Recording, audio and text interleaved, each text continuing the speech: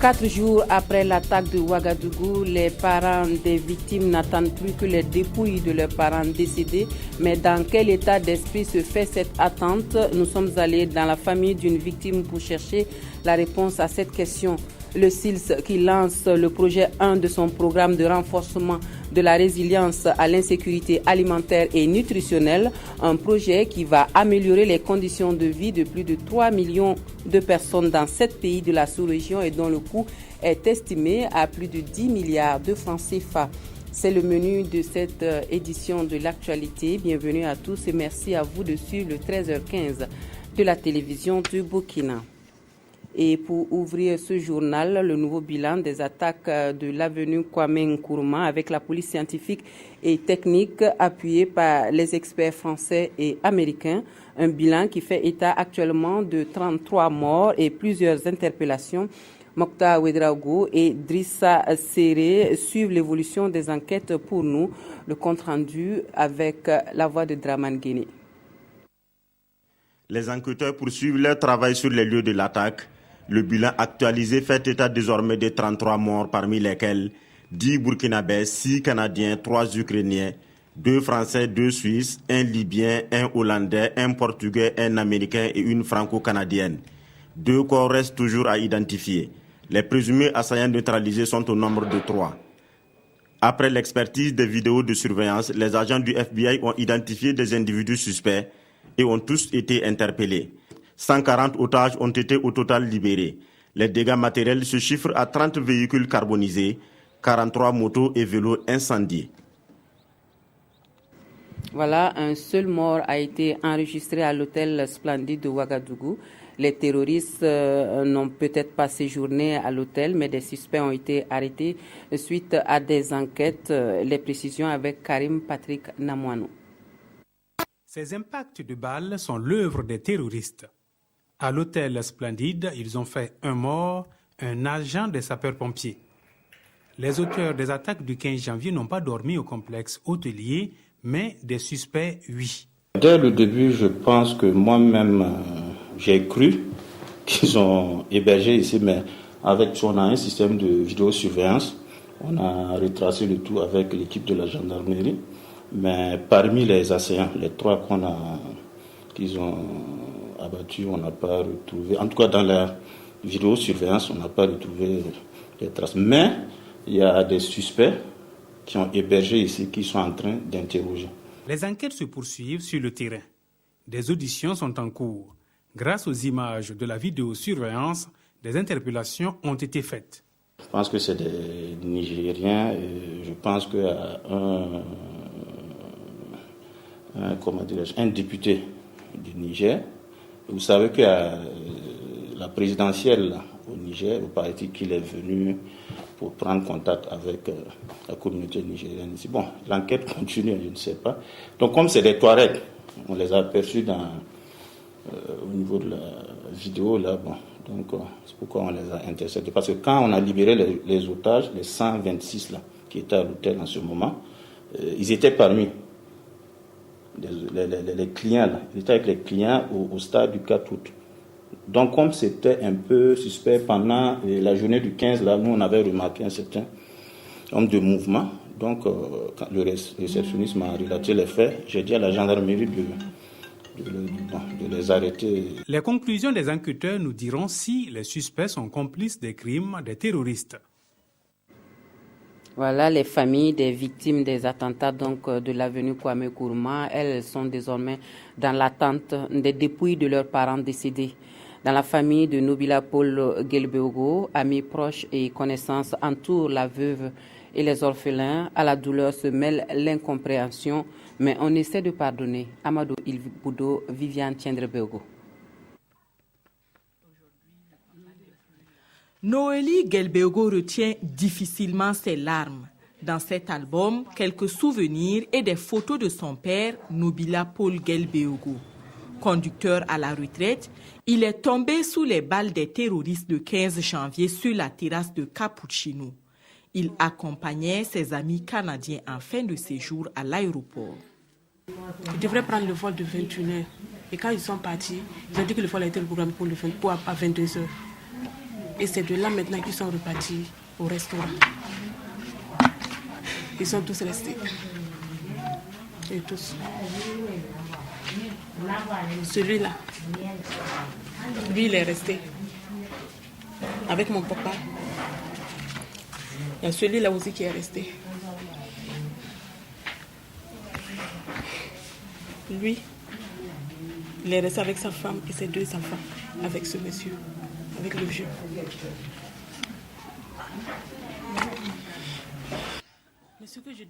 Celle qui est maintenant orpheline se pose des questions. Pourquoi dans une mosquée? Pourquoi?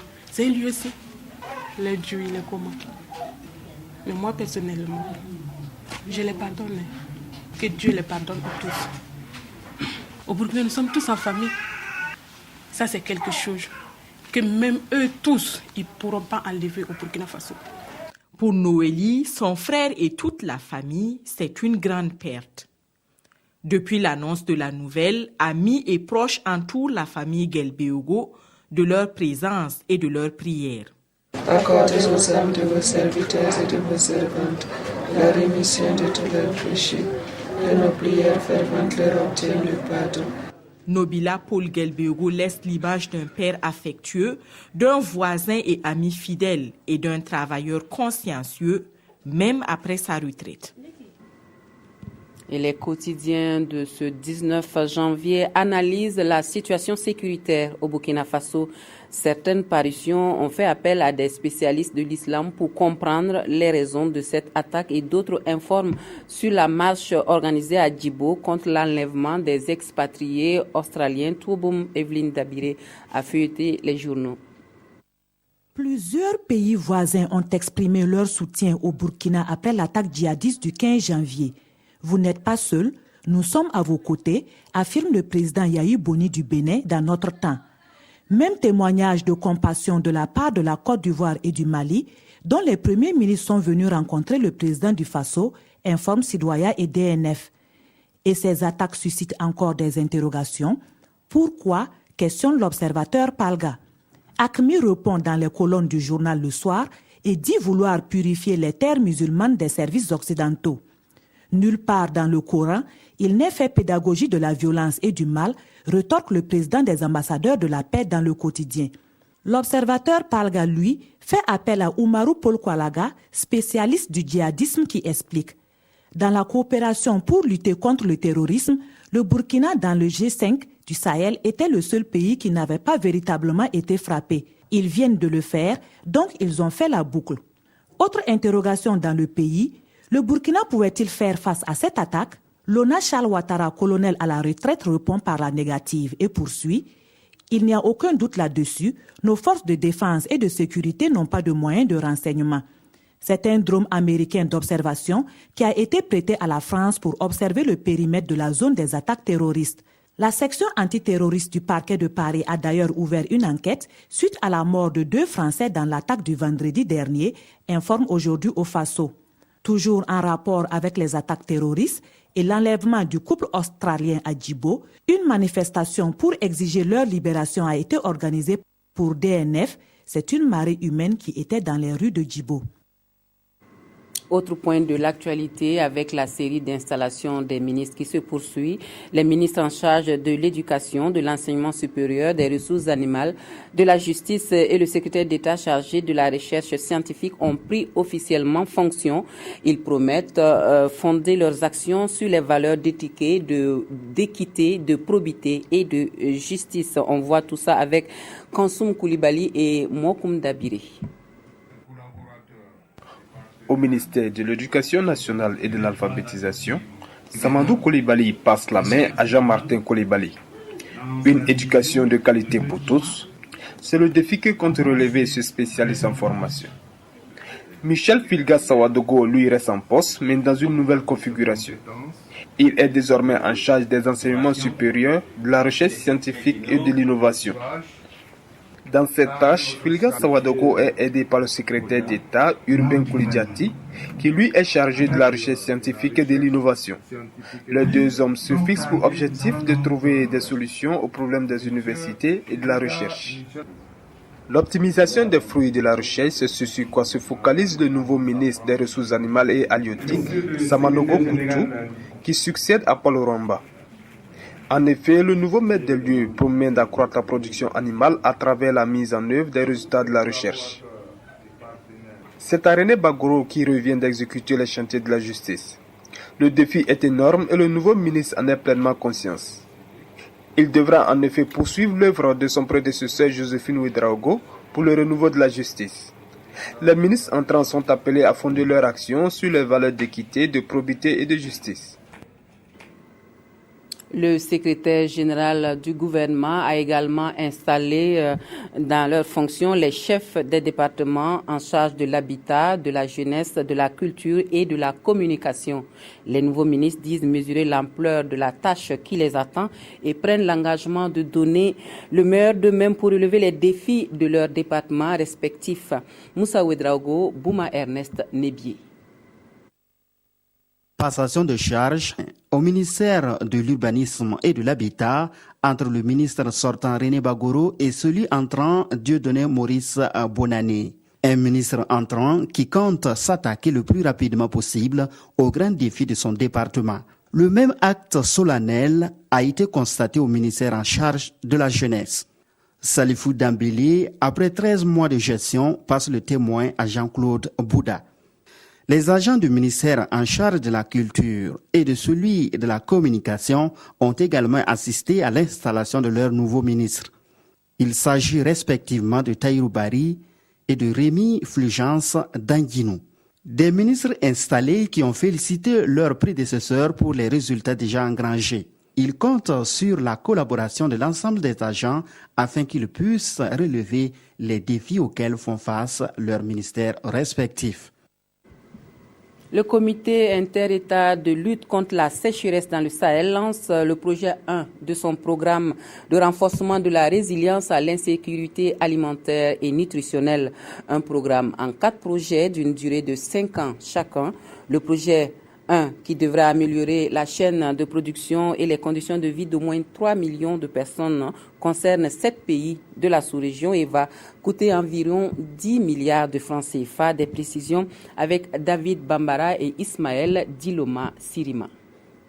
Cette rencontre marque le lancement de la première phase du programme de renforcement de la résilience à l'insécurité alimentaire au Sahel. Pour une durée de 5 ans, cette première étape va toucher 7 pays du Comité inter-État de lutte contre la sécheresse dans le Sahel, SILSA. Environ 10 milliards de francs CFA sont prévus pour améliorer les conditions de vie de 3 millions de personnes. Donc, le moment est venu pour que nous puissions arrêter de tourner en rond.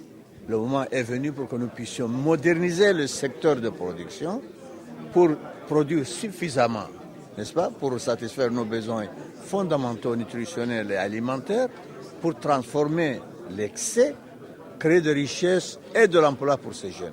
Le SILSA compte ainsi investir dans l'irrigation, la transformation ainsi que dans les infrastructures. Sur les 20 prochaines années, par des périodes de 5 ans, nous allons travailler à vraiment résoudre ce problème de façon définitive et nous comptons sur la coopération du CIS, la coopération des États membres bien sûr, pour mener à bien ce programme qui est extrêmement important pour la sous-région. À l'issue de ce premier projet qui interviendra en 2020, 3 autres d'une durée de 5 ans chacun sont attendus. Le tout devrait contribuer à la réalisation de l'objectif zéro faim en 2032. et la foire agro-silvo-pastorale de Komsilga qui donnera à voir cette année encore les potentialités agricoles et les ressources animales dans la localité. La 3e édition de ce rendez-vous est prévue se tenir du 18 au 21 février 2016. Les organisateurs ont rencontré la presse pour le point des préparatifs. Yacouba Gamene et Bouma Ernest Nebier. La foire agro-silvo-pastorale est à sa 3e édition cette année. Une édition qui prévoit de nombreuses innovations selon son promoteur. Elle aura lieu du 18 au 21 février 2016 dans la commune rurale de Komsilga. Nous sommes passés d'une foire régionale à une foire nationale. Et cette foire nationale ouvre une compétition aux 13 régions. Chacun